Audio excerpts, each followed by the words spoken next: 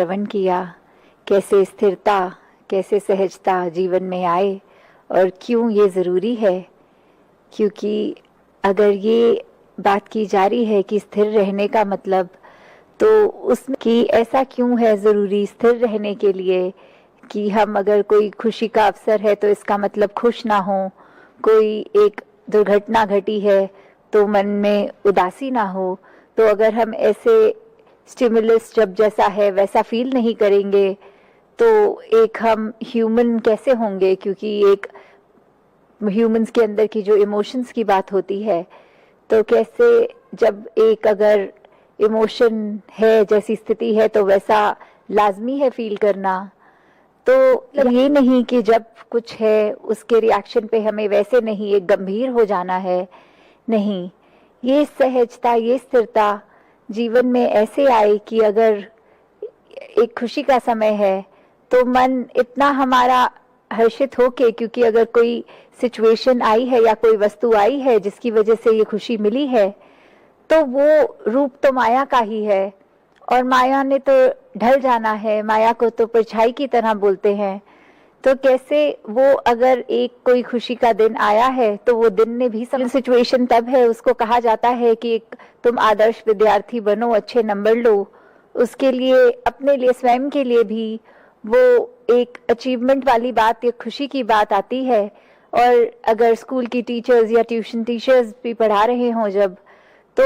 उनको भी अच्छा लगता है, माता पिता को भी। तो वो विद्यार्थी अक्सर कोई भी मोटिवेशन को बना के अगर देखे और उसको एग्जाम जब आए, वो परिणाम आया, रिजल्ट आया, तो उसमें भी उसके नंबर बहुत अच्छे अगर आ गए, तो वो एक स्टूडेंट के लिए जहां आइडल सिचुएशन है कि अब मुझे इस साल जितना भी एक नॉलेज मेरी बढ़नी थी, मैं उसकी प्राइम में हूं, मेरा रिजल्ट होना है।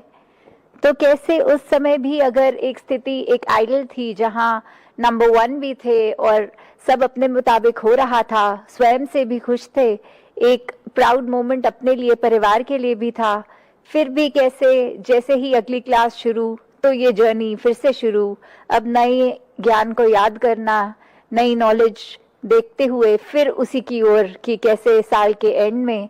एक अपनी परफॉर्मेंस को कायम रखते हुए, तो कैसे एक सिचुएशन जो आइडल है और उसमें से बेस्ट रिजल्ट भी मिला है तो भी उसने चेंज हो ही जानी है। तो इसी के साथ अगर हम ये अभी समागम का भी जब ये सोच रहे थे कि इस साल कोरोना करके पॉसिबल होगा नहीं समागम होस्ट करना, एक इतनी संतों का ग्राउंड में आना, कि कैसे ये नॉर्म्स के हिसाब से, गाइडलाइंस के हिसाब से पॉसिबल नहीं, तो वो एक सिचुएशन थी, एक उसको एनालाइज किया, उसको पहले हमने समझा, फिर उसको एक्सेप्ट किया,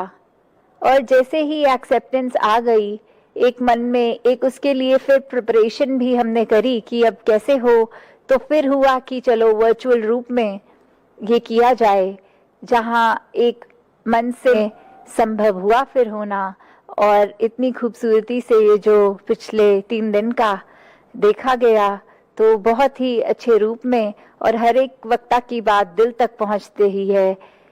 तो कैसे एक उदाहरण एक वृक्ष का लें, पेड़ का लें, कि कैसे उसमें फल भी आते हैं अपने सीजन के हिसाब से, उससे पहले फूल आते हैं, और जब ये समय फल उतरने का आ जाता है, फिर वो पतझड़ का मौसम जहां पत्ते तक निकल जाते हैं उस पेड़ से, तो कैसे वो एक सीजनल, एक मौसम के हिसाब से, परिस्थिति के हिसाब से, वो पेड़ के ऊपर लगी हुई चीजें भी, जहां इतना हरा भरा एक समय और पतझड़ में सिर्फ पतझड़ का समय भी, तो कैसे एक जब ये अडेप्टेशन आ जाती है एक मन में, फिर वो भाव कि ये परमात्मा ही है जिसके वजह से हम अपने आप को अडेप्ट कर पाएंगे। अगर हमारी रूट्स, हमारा आधार, हमारी नींव इस परमात्मा के साथ जुड़ी है, इसके साथ ऐसे हम एकमिक हो गए हैं कि हमने फिर कोई अपने मन में और कोई चीज़ ऐसे सिचुएशन वाइज मन के ख्याल ऐसे कोई हमें इतना डिस्टर्ब नहीं करेंगे कि फिर हम दृढ़ खड़े हैं एकदम। तो कैसे जब हम इस परमात्मा, इस निराकार से एकमिक हैं, वही हमारी स्ट्रेंथ है। और उस जैसे वो गीत की भी लाइन है कि आके लंग जान दिया ने, कि एक ये स्थितियां आती भी हैं अच्छी बुरी, वो ऐसा नहीं है कि वो फील नहीं होंगी, पर परिणाम स्वरूप उसको हमने ऐसे नहीं फील होने देना कि उसके ऊपर डिपेंडेंट इतने कि अपना पीस ऑफ माइंड खो दिया अगर वो ना हो तो कैसे अपने मन को भी मजबूत करने का रास्ता ये परमात्मा,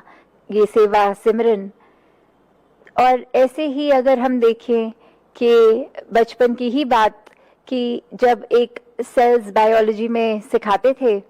तो उसमें अमीबा जो एक यूनिसेल ऑर्गेनिज्म का बताते थे कि इसकी कोई एक स्पेसिफिक शेप नहीं है, इसमें एक सेल वॉल नहीं है, ये किसी भी डायरेक्शन में कैसे भी कितना आसान हो जाएगा, और कोई अगर डायग्राम की तैयारी ना करो और सिर्फ अमीबा तो कैसा भी बना दो और उसके नंबर कंफर्म पूरे होते हैं फिर, तो कैसे अगर वही आ जाए तो एक बहुत आसान भी रहेगा, एक